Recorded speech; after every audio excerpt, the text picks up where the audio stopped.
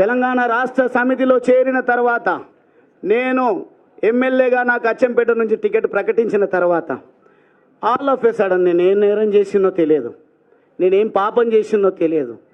అచ్చంపేటలో మొదటిసారిగా నిలబడబోతా ఉన్నాడు ఒక నికార్సైన యువకుడు, ఎవరి పొత్తు లేకుండా గెలిచొస్తాడు అని లక్షల సార్లు కేసీఆర్ గారు చెప్పిండ్రు. కానీ రెండు రోజులకే నాకు ఎంపీ టికెట్ ఇచ్చిండ్రు. మరి నేను ఒక్క మాట కూడా మాట్లాడలేదు. కారణం ఏంటంటే ఆశయం ఎమ్మెల్యే కావాలని ఉన్నది ముందు నాకు, ఎందుకంటే political power is master key అని. కానీ వాతావరణం మాత్రం తెలంగాణ రాష్ట్ర ప్రజలు తెలంగాణ రాష్ట్రాన్ని కోరుకుంటున్నారని, తెలంగాణ రాష్ట్రం రావాలంటే పార్లమెంటులో బిల్లు పెట్టాలి, గర్జించాల్సింది పార్లమెంటులో అని నన్ను కొన్ని రెచ్చగొట్టే మాటలా ప్రోత్సహించే మాటలా నాకు తెలియదు. కానీ వాటన్నిటికీ ఏం టెంప్ట్ కాలేదు. నేను ఏ అవకాశం ఇచ్చినా ఇవ్వకపోయినా నేను సిద్ధంగా ఒక కార్యకర్తలాగా తెలంగాణ రాష్ట్ర సాధన కోసం పనిచేస్తా అని చెప్పి నేను ఎంపీగా పోటీ చేస్తే కేసీఆర్ గారు మహబూబ్ నగర్ నుంచి పోటీ చేసిండ్రు. నా దగ్గరికి ఒక్క ఇన్ఛార్జ్ కూడా రాలేదు. నా దగ్గర నాగర్ కర్నూలు పార్లమెంటు పరిధిలో 7 అసెంబ్లీ సెగ్మెంట్స్ ఉంటే ఒక్క సెగ్మెంట్లో కూడా కారు గుర్తు పైన ఎమ్మెల్యే అభ్యర్థిని నిలబెట్టలేదు. కానీ ప్రజల లోపల ఉన్నటువంటి ప్రగాఢమైనటువంటి కోరిక తెలంగాణ రాష్ట్రం రావాలి, ఒక యువకుడు వచ్చిండు, చదువుకున్న యువకుడు వచ్చిండని ఓట్లు వేద్దామని అంటే 3,80,000 పైచిలకు ఓట్లను 2009లో నేను సాధించడం జరిగింది. కొంచెం ఇట్లా ఆర్గనైజ్డ్గా గువ్వల బాలరాజు వస్తున్నాడు అంటేనే ఇక్కడ ఉన్నటువంటి పెద్దలందరూ కూడా వచ్చింది. ఇది మంచి శుభ పరిణామం, పని చేసేటువంటి యువకుడు వచ్చిండు అని చెప్పేసి సంతోషంగా వచ్చింది.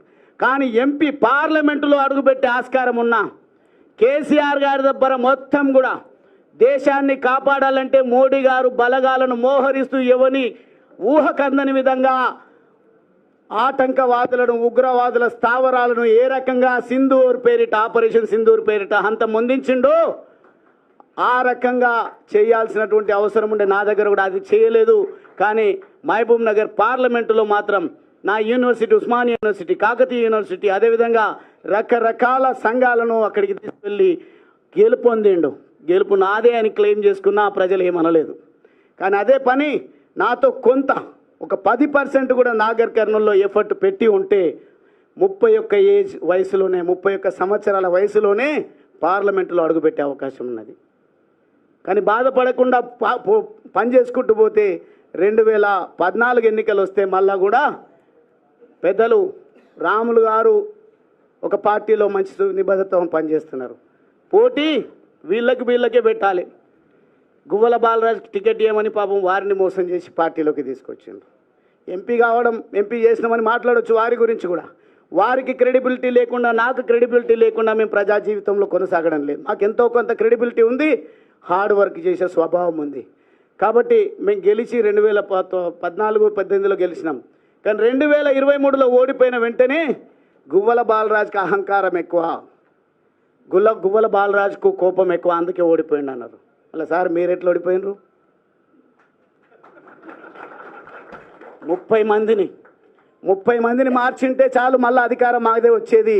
కానీ వీళ్ళకి అవకాశం ఇచ్చినామన్నారు. అంత త్యాగం ఎందుకు నాయన? మళ్ళీ మీ ఓటమికి కారణాలు ఏంది? అవకాశం ఇచ్చిన భిక్ష అని మాట్లాడుతున్నారు. టీఆర్ఎస్ ఎల్పీలో చర్చించేటప్పుడు ఒక విషయం ప్రస్తావనకు వచ్చింది. దళితుని సీఎం చేస్తాన్నాడు, దీని గురించి ఏందని చెవులు కొరుక్కుంటుంటే నేను లేచి ఒకటే మాట మాట్లాడినా.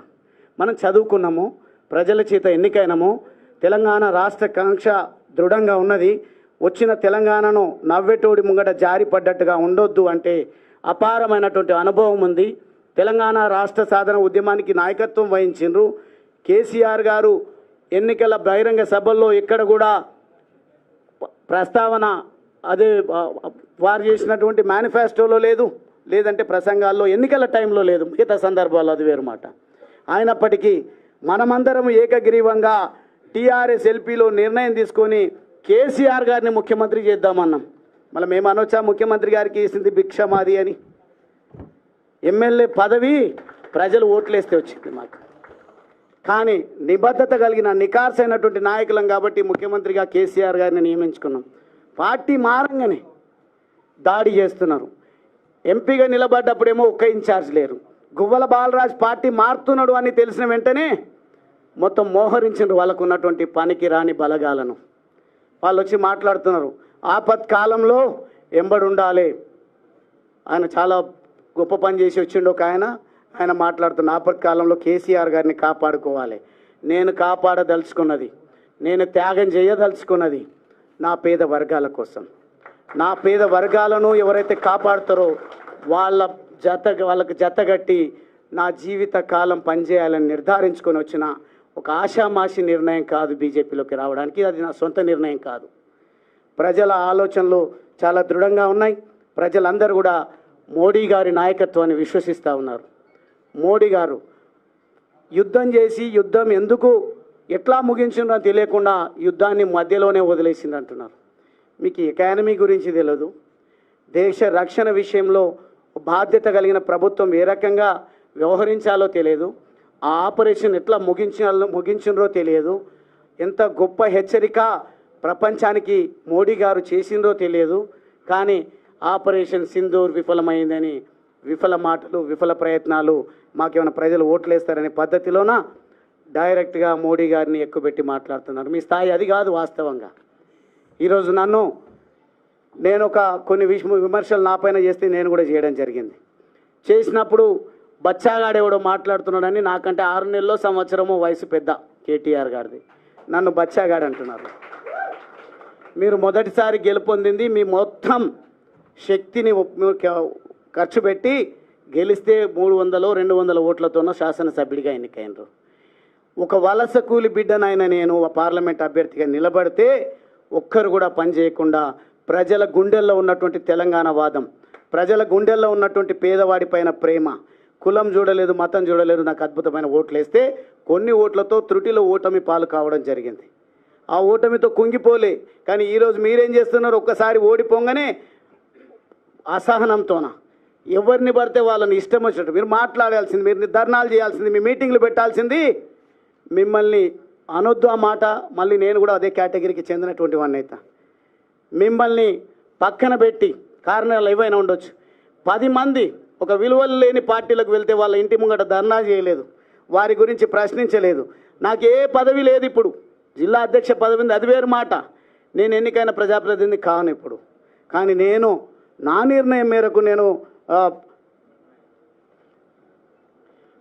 బీజేపీ పార్టీలో చేరుతా అంటే నన్ను రకరకాల ఇబ్బందులు, మీరు సోషల్ మీడియాలో వాళ్ళ గ్రూపులలో వాళ్ళు పెంచి పోషిస్తున్నటువంటి యూట్యూబ్ ఛానళ్ళల్లో ఎట్లా మాట్లాడిస్తున్నారు. నన్నే కాదు, ఈరోజు నా సతీమణి రావాల్సి ఉండే. మాకు దేశభక్తి, దైవభక్తి ఎక్కువ, సెంటిమెంట్స్ కూడా ఎక్కువ. నేను ఏ ప్రయత్నం చేసినా నా ప్రయత్నంలో విజయం సాధించాలి నా భర్త అని మా తల్లిదండ్రులు ఆశీర్వదించి పంపిస్తే నా సతీమణి తోడుగా వస్తుంది నా వెంబడి. కానీ ఆమె పైన నోటికొచ్చినటువంటి పదజాలంతో ఇష్టారీతిలో మమ్మల్ని కుంగిపోయే విధంగా మీరు ఏదైతే మెసేజెస్ పోస్టులు పెడుతున్నారో దయచేసి ఆపండి. ఆపకపోతే చట్టపరంగా చట్టం తన పని తాను చేసుకు వెళ్ళే విధంగా మేము కోర్టులను సంప్రదిస్తాం, రకరకాల వేదికలను సంప్రదిస్తాం. వినకపోతే ఇక్కడున్నటువంటి దమ్మున్నటువంటి కార్యకర్తలు, నాయకులు, నా అక్క చెల్లెల అండతో మీకు ఏ రకంగా బుద్ధి చెప్పాలో చెప్తామని ఈ సందర్భంగా తెలియజేస్తూ, నా చేరిక విషయం కానీ నా పార్టీ మార్పు విషయం కానీ దయచేసి పెద్దగా మాట్లాడాల్సిన అవసరం లేదు మీకు. ఎందుకంటే మీకు కావాల్సింది అధికారము, అదేవిధంగా కాంగ్రెస్ కావాల్సింది రెన్యువల్ జరగాలన్నా, మీరు తిరిగి ఎన్నికలకు రావాలన్నా పోటీపడి భాషల్లో మీరు పోటీపడి యాసల్లో పోటీపడి ప్రజలను మభ్యపెట్టడం కాదు. కేసీఆర్ గారు చెప్పిన మాట, గెలవాల్సింది మీరు, మీ నాన్న, లేకుంటే ఇంకొకరు కాదు. గెలవాల్సింది పెద్దలు కేసీఆర్ గారు చెప్పినట్టుగా ప్రజలు గెలవాలి. రాజకీయాల్లో పార్టీల గెలుపు ముఖ్యం కాదు. ఎవరైనా గెలిచిన వాళ్ళ బాధ్యత ప్రజలకు ఇచ్చినటువంటి హామీలను నెరవేర్చడం. విఫలమంటే 10 సంవత్సరాలు సేవలు అందించినటువంటి పార్టీగా మీ పైన వచ్చినటువంటి విమర్శలను మీరు ఏ రకంగా ఎదుర్కొంటారో ఎదుర్కోండి. కానీ మీ దగ్గర ఏదో ఆశించి పనిచేస్తున్నటువంటి నాయకులను, మీ పైన వస్తున్నటువంటి విమర్శలను ఖండించేదానికి వాడుకోకండి.